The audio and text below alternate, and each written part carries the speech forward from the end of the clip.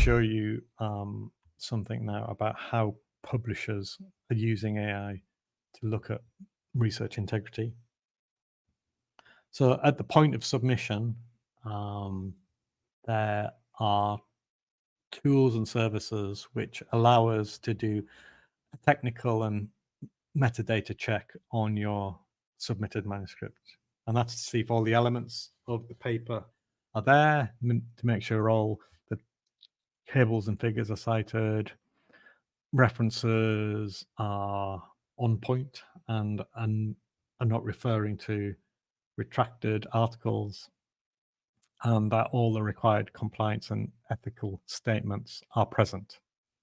So there are a couple of instances of these kind of tools on submission.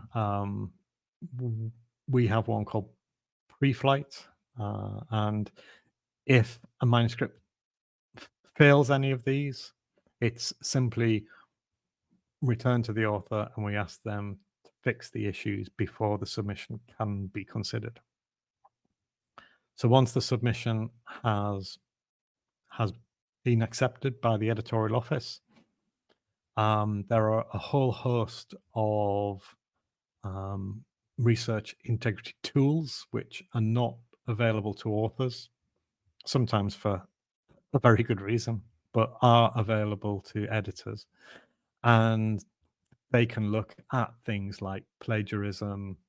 They can see if we think an authorship has been sold on a manuscript through the methods I described earlier. They can look for these citation cartels. They can see if images have been manipulated or not. There are ways to look at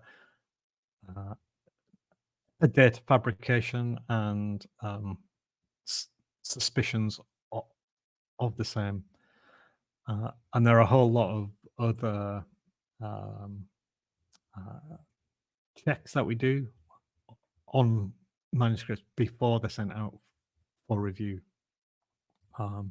Again, another tool we have for that is called Paper Pal for editorial officers, but these are not usually available to authors. And then when it comes to peer review, we can use AI tools to find appropriate reviewers, importantly, who are not connected to the authors in any way. So they don't have a history of co-authorship. They're not at the same institute. They haven't worked at the same institute in the past. And there's a whole host of other exclusions we want to apply here. And some examples of this are Profi, and again, the Paper Pal for editorial officers service.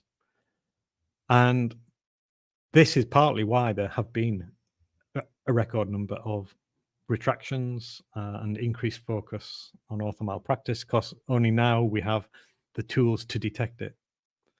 But that isn't the only reason. There are also now coordinated efforts among the publishers to eradicate this phenomenon.